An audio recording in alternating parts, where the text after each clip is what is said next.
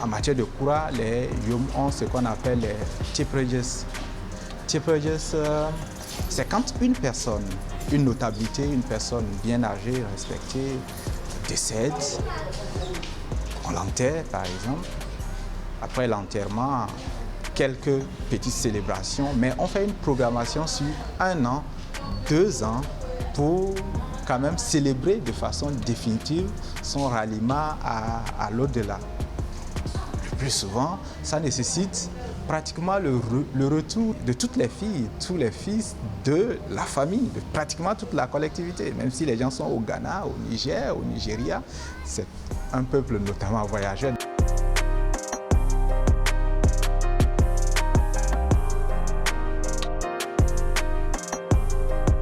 En matière de rituel, la chose la plus remarquable à signaler, c'est notamment la partie qui concerne le retour définitif du mort, qui est symbolisé par un pilon notamment coupé en 2 parties. Donc, on prend une partie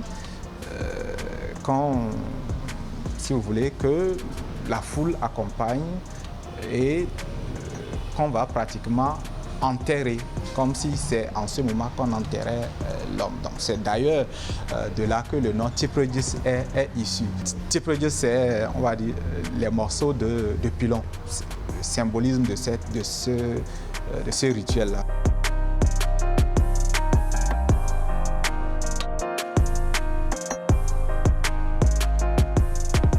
La charge culturelle, la charge ludique est plus, on va dire, est plus explicite. Au niveau de la charge ludique, si vous voulez, il y a pratiquement que c'est une programmation musicale avec notamment toutes les danses, les gens sans doute qui expriment comme au niveau des agoy ici, mais avec une visée un peu plus traditionnelle, notamment avec les rythmes traditionnels, le Zolari qui comprend bien évidemment les Bessessam, Dafasam, Kompasam et les Bné. Donc c'est un étalage pratiquement de toute la richesse culturelle, musicale de la zone.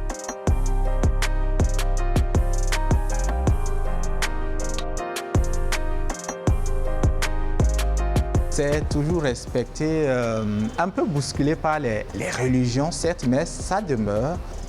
Et c'est pas rare de rencontrer ce type de cérémonie, notamment pendant la saison sèche, parce que cette saison-là, la communauté étant une communauté, si vous voulez, agricole, elle a plus du temps pendant la saison sèche. Le plus souvent, les programmations se font les saisons sèches.